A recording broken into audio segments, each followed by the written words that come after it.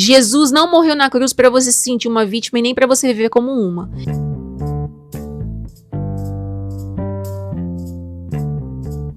Hello, estamos de volta. Papo com Camô não acabou, não está abandonado, apesar de parecer. Faz semanas que eu não venho aqui falar com vocês, mas as últimas semanas foram de viagem a trabalho, muita coisa aconteceu. E eu tô aqui hoje pra conversar sobre um assunto. Eu tava falando com uma seguidora hoje sobre isso, e eu recebi uma mensagem, assim, de uma outra seguidora, grava podcast sobre isso e tal, e eu ia falar outra coisa. Eu ia falar sobre outro assunto. Mas eu falei, por que não trazer isso pro podcast, que eu acho que pode edificar outras meninas, né?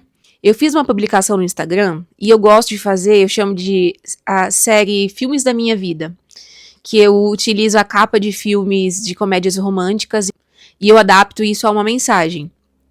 E aí, nessa vez, eu usei o filme 10 Coisas que Eu Odeio em Você, e eu adaptei para 10 coisas que o inimigo odeia em você, mulher. E aí foi um post especial para mulheres, e um dos pontos que eu falava, eu vou até abrir aqui para eu não falar besteira, pelo exatamente o que tá no post. O ponto 9 fala bem assim, uma das coisas que o diabo odeia em você é que você lide com os seus traumas e pare de se vitimizar.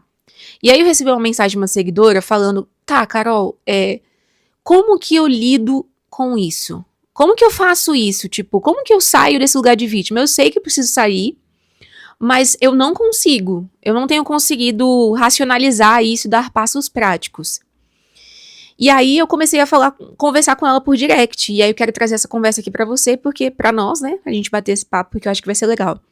E que é um princípio que a gente pode adaptar e aplicar em outras áreas, em outros momentos da nossa vida. Eu acho que às vezes a gente fica esperando que simplesmente a gente pare de sentir as coisas. A gente tem uma ideia, talvez um ideal na nossa mente do que seria ser madura, no universo cristão, ser uma cristã madura, uma mulher cristã madura. E talvez a gente idealize uma mulher que não tem desafios, ou mesmo que inconscientemente, uma mulher que não tem desafios, uma mulher que não tem sentimentos pecaminosos, que não tem pensamentos distorcidos. E, pelo menos, se vocês conhecerem alguém, por favor, me apresente, porque eu quero saber qual que é a receita pra chegar lá, porque eu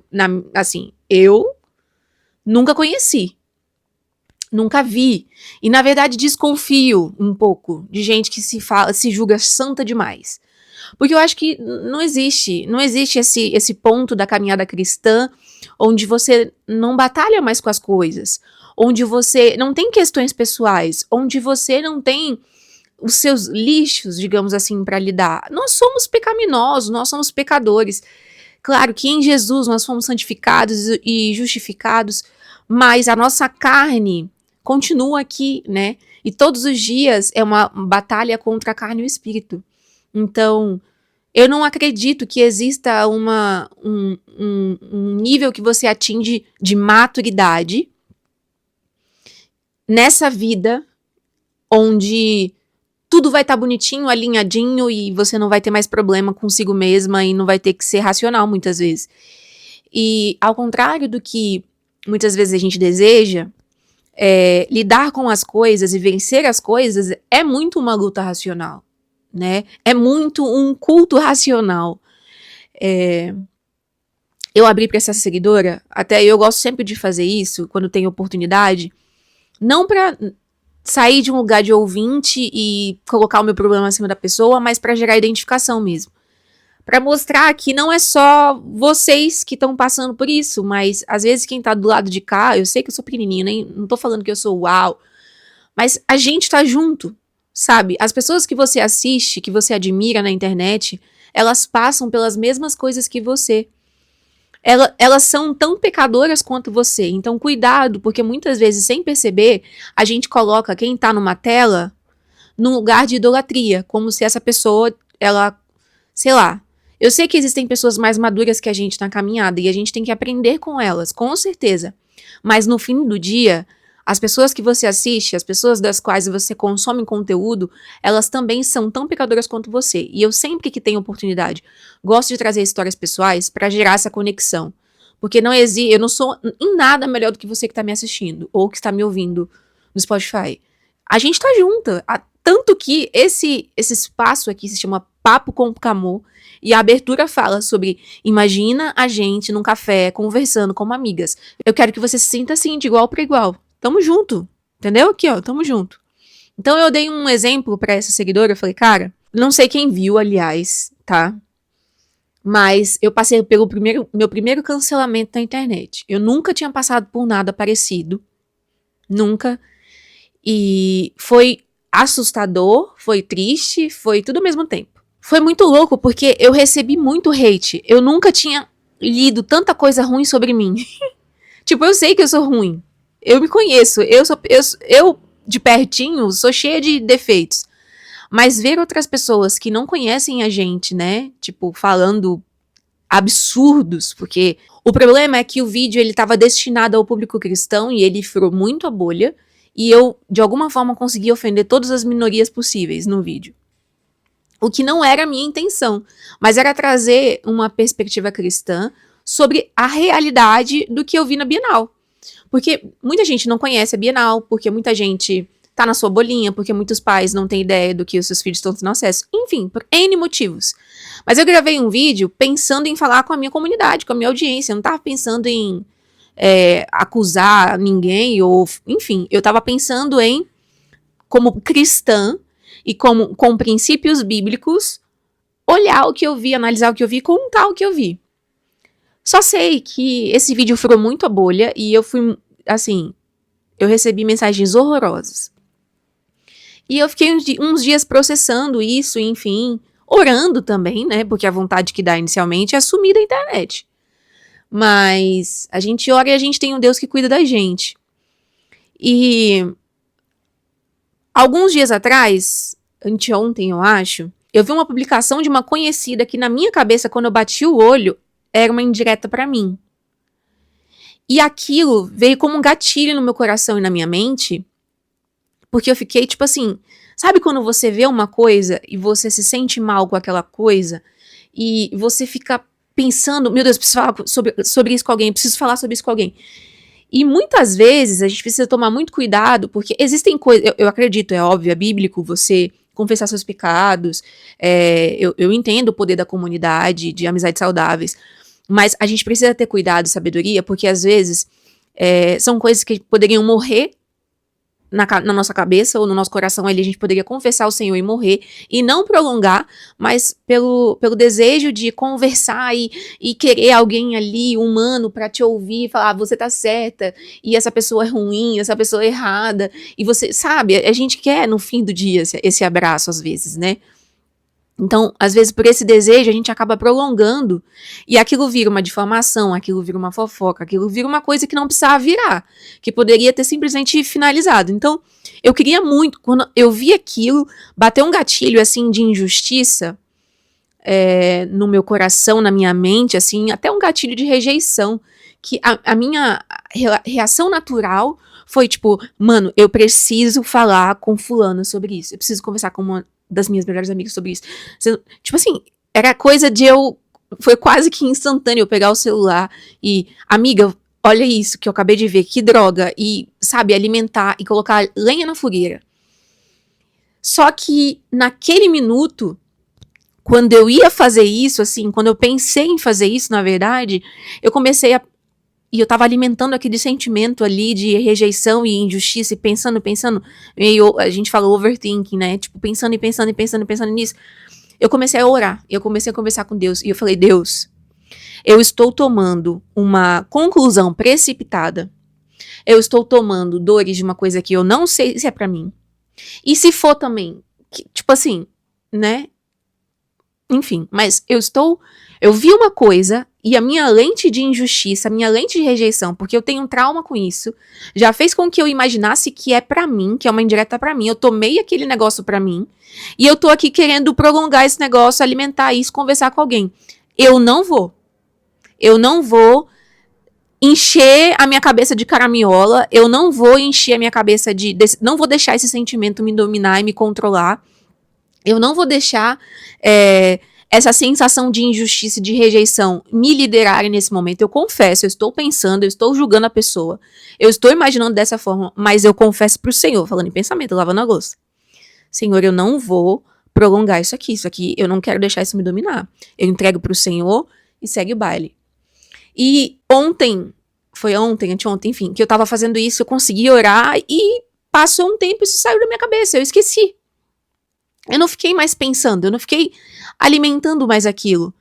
E então eu decidi, e depois quando passou um tempo, acho que passou um dia, eu lembrei de novo e eu tomei o mesmo posicionamento e passou de novo. E eu tava compartilhando isso com a seguidora, falando, cara, muita coisa passa pela nossa cabeça. Muita coisa passa pelo nosso coração. As nossas emoções não se convertem. Os nossos pensamentos, muita coisa que passa pela nossa cabeça, inclusive a gente nem deveria atribuir como pensamento. Muita coisa sobrevoa a nossa cabeça e a gente não deveria deixar fazer ninho, sabe? A gente deveria simplesmente descartar. Não, isso aqui não é pra mim. Eu não quero isso, sai em nome de Jesus. Não, eu não vou pensar nisso, eu não vou alimentar. A gente deveria simplesmente descartar. Não é tudo que passa na nossa cabeça que realmente é um pensamento que precisa ser enraizado, alimentado, enfim, que precisa frutificar, porque isso vai afetar seus sentimentos, vai afetar suas atitudes, seu comportamento, e até os resultados que a gente acaba colhendo posteriormente. Mas assim, não adote como seu tudo que você pensa, questione seus pensamentos, questione o que passa pela sua cabeça, e não deixe que as suas emoções te liderem. Isso é muito difícil, gente. Eu sou a pessoa mais emotiva que eu conheço. Eu sou intensa mesmo. Eu sinto tudo, eu sinto muito, entendeu? Eu sinto pra um caramba. Eu sou daquela assim, ó, que te amo demais, entendeu? Eu sou assim. Então eu entendo. Não é fácil. Não é fácil a gente lidar contra a gente mesma. Porque eu acho que é a batalha silenciosa mais difícil que a gente tem que enfrentar como cristão. Mas a mais necessária. Então, assim, não espere que vai chegar um dia em que você simplesmente não vai ter pensamentos ou sentimentos pecaminosos ou que possam te levar a pecar.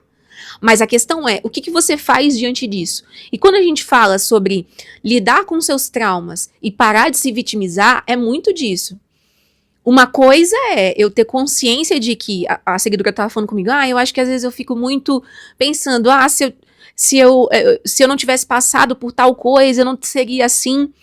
E aí eu falei com ela, cara, tem uma diferença de reconhecer da onde vem determinados comportamentos ou traumas, enfim, e reconhecer é muito importante, saber a raiz das coisas é muito importante pra gente poder lidar com elas. Mas tem uma diferença entre você reconhecer que realmente, talvez se você não tivesse passado por aquele término com aquela pessoa, você não teria o problema que você tem hoje. E tem outra. É diferente de você se vitimizar e ficar ali lambendo a sua ferida. Ai, como eu sou coitada, como eu sou tadinha de mim, como todos são maus e eu sou boazinha e... Ai, meu Deus, por que ninguém olha pra mim? E eu sou uma vítima da sociedade.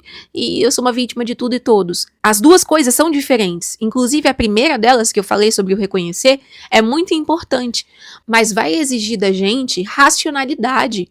Para quando a gente estiver nesse lugar onde os nossos pensamentos, onde os nossos sentimentos, eles nos levem a tomar decisões que possam nos levar a pecar, nos levem a lugares onde a gente vai ali se lamentar, murmurar, reclamar, a gente precisa caminhar com o Espírito Santo para que a gente ouça a voz dele, para que a gente renda a ele aquele momento, para que a gente peça ajuda, sabe? Deus não está esperando que você vire uma super heroína.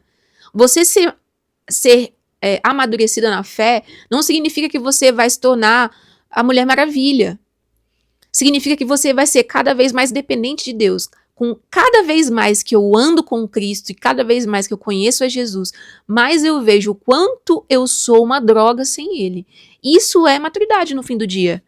Eu não tenho nada de bom para oferecer para vocês. Se eu não tiver vida com Deus, se eu não tiver vida na palavra, se eu não tiver confessando os meus pecados, se eu não tiver vida na igreja, se eu não tiver com Deus, eu não tenho nada de bom pra falar pra ninguém. Porque eu sei quem eu sou sem Jesus. Entende?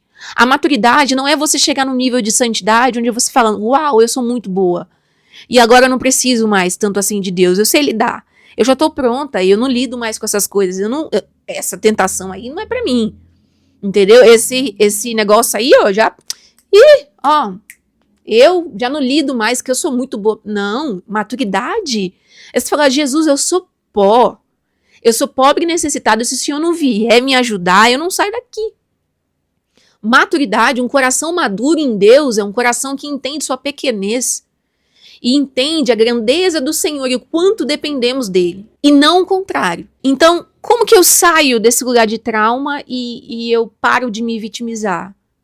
Com a ajuda do Espírito Santo, entendendo que é um passinho após o outro, é um dia após o outro, entendendo que não tem uma receita de bolo para você simplesmente do dia para a noite. Pode ser que sim, porque Deus é soberano, poderoso e maravilhoso, e pode ser que você nunca mais lide com determinadas coisas. Ótimo, glória a Deus. Existe sim. Deus tem poder para fazer o que ele quiser. Quem sou eu para falar que Deus não pode fazer? Mas, na maioria das vezes, vai ser um processo de santificação que a gente vai passar por toda a vida. E o Espírito Santo vai nos capacitar. Se você se reconciliou com Cristo, você carrega o Espírito dentro de você e ele é o capacitador para que você passe por isso.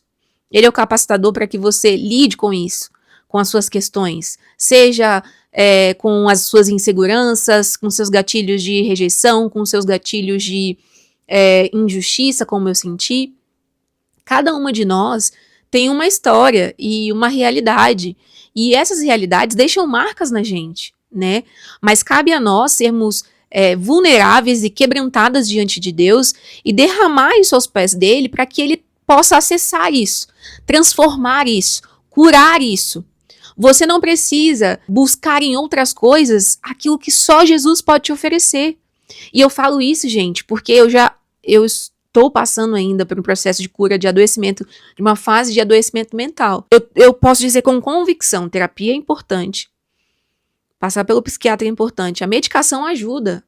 E tem vários outros passos, inúmeros outros exercícios que você pode fazer, coisas que você pode fazer para colaborar na melhora, no equilíbrio da sua saúde mental. A terapia vai te ajudar a abrir a gaveta e a identificar talvez o que está dentro dela e talvez de onde vem, mas quem vai botar a mão com você, tirar ela dali, as coisas dali, quem vai arrumar a bagunça com você é o Espírito Santo. Então, você carrega o Espírito transformador. Deus está trabalhando em você, Deus está comprometido com esse trabalho, Deus está comprometido em te transformar, em te fazer mais parecida com Jesus. Mas vai custar de você, muitas vezes, racionalidade, de você fazer o que você não quer fazer, de você fazer o que você não tá sentindo vontade de fazer. A minha vontade era pegar o celular e esculachar a menina, sem nem saber se era comigo, entendeu? A minha vontade era me vitimizar, mas eu tive que ser madura, eu tive que ser racional, ir contra mim mesma, render aquilo ao Senhor, pedir a ajuda do Espírito Santo, para que aquilo não se tornasse um senhor na minha vida, para que aquilo não me liderasse naquele momento, sabe? Quem tem liderado você? São as suas emoções e seus pensamentos ou é o Espírito Santo? Quem tem tido a última palavra e que tem influenciado as suas ações? É a Bíblia? É a sua vida com Deus? É a voz do Espírito? É a voz de Deus? Ou são as vozes da sua cabeça?